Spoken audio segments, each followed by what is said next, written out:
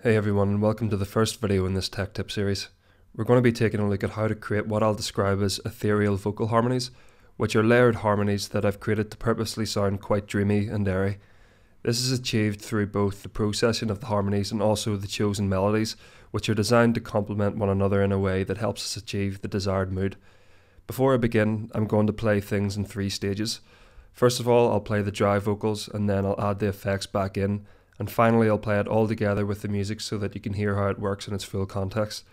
After I've finished playing these stages through, we can then dive into each component, so let's get started. Why do I even try? You're so far away. Not a violin was changed from green to grey.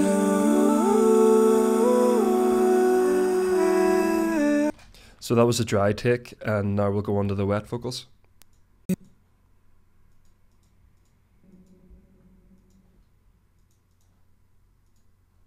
Why do I even try? You're so far away. Not a violin was changed from green to grey.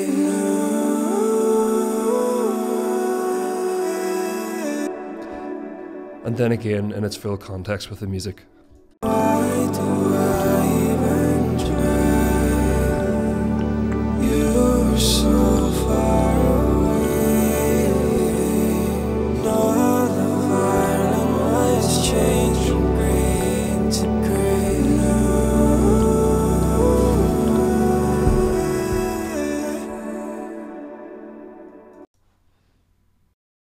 So let's start with the lead vocals here. You'll see that on the main insert we have a list of effects such as EQ and compression, but we also have some effects sounds that the main insert is routed out to. I currently have every effect turned off to demonstrate the original vocal file in its raw form. Why do I even try?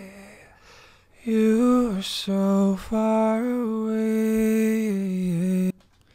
And obviously it's a little quiet right now, and that's partly because I didn't have the gain turned up enough at the recording stage. So if you're recording vocals, always make sure to give yourself enough initial gain because you don't want to risk losing a great take to a very quiet signal.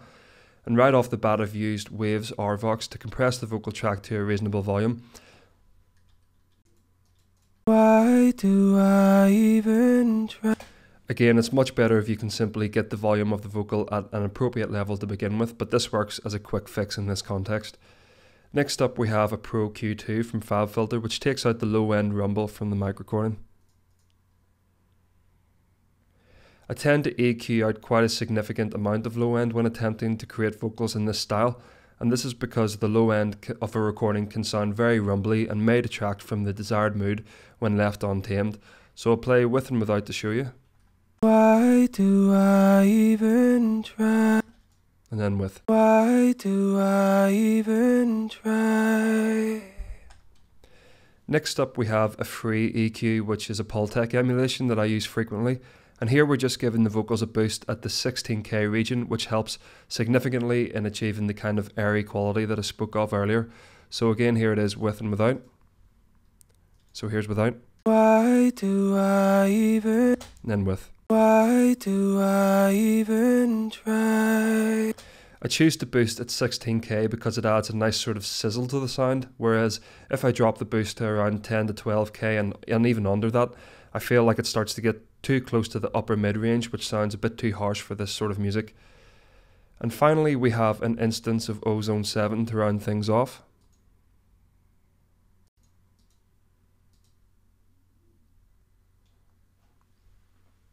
So we have 2 components at play here, the first being the dynamic EQ that comes first in the chain. And a dynamic EQ works similarly to a compressor in the sense that whenever a signal passes a certain threshold, it gets compressed. Only in this case we can set different thresholds for different areas within the frequency spectrum.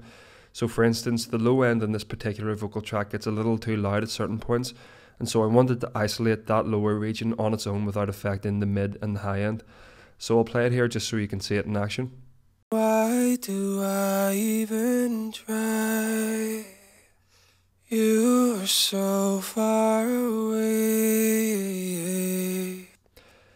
And next we have a final compressor. I like to add different compressors at different stages in the chain to colour the sound in different ways, and to just attain any extra loudness at the very end of it.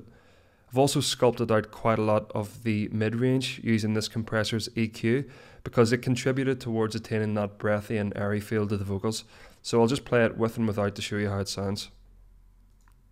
Why do I even try? Okay, so that concludes the main insert, and now we can move over to the sends. On the send inserts we have an instance of auto-tune along with a delay and a reverb.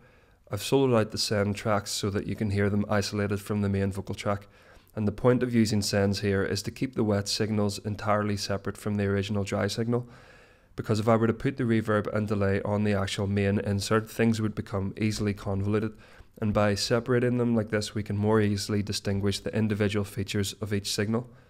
So let's just begin with the vocal octave.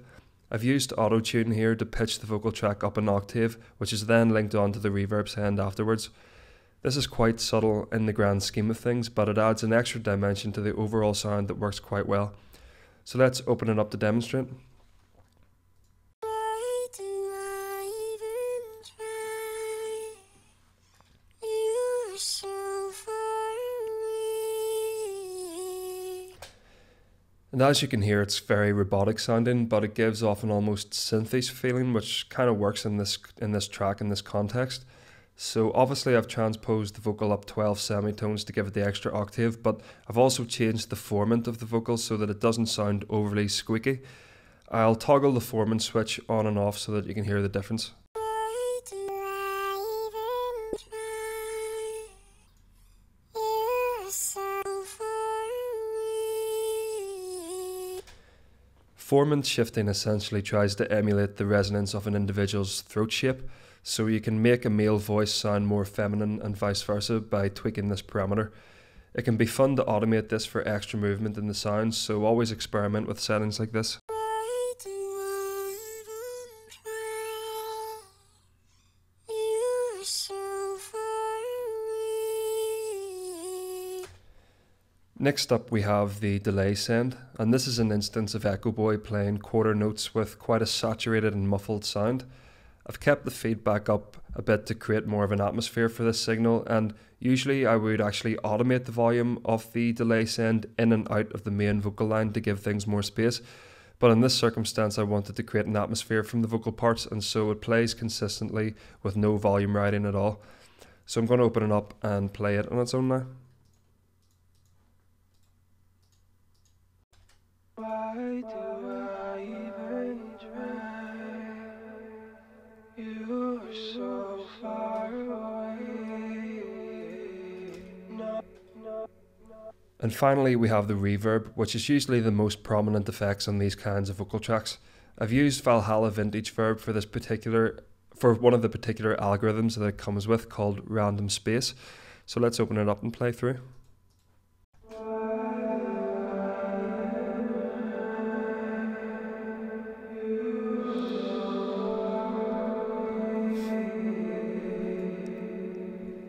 As you can hear, it's quite a dark, modulated sound that feeds into the whole atmospheric narrative that we're aiming for. The decay time is up to nearly 6 seconds to add even further to that, but I've used EQing to cut the low and tame the high end, just so things don't get overly out of control. Below the reverb we have a compressor which is used to tame any bumps in volume that the reverb might produce. And subtle compression across tracks can really help in keeping things tidy. Even if you don't notice much of a difference on individual tracks, it's always best to remember that it all adds up, and you'll most likely be glad of it in the end.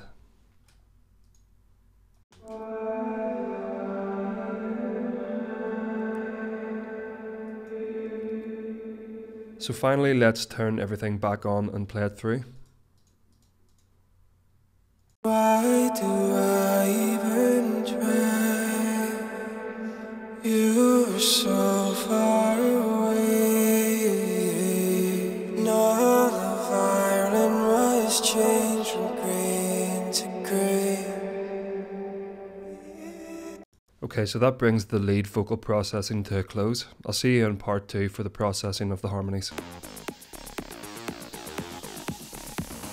Thanks everybody for watching, commenting and indeed liking. We really do appreciate all the support we get here on our Sonic Academy YouTube channel. So if you found this video super useful, please, we'd love you to hit the subscribe button. We update the YouTube channel every week with new content, and if you want to watch some more relevant content, just click on the videos beside me.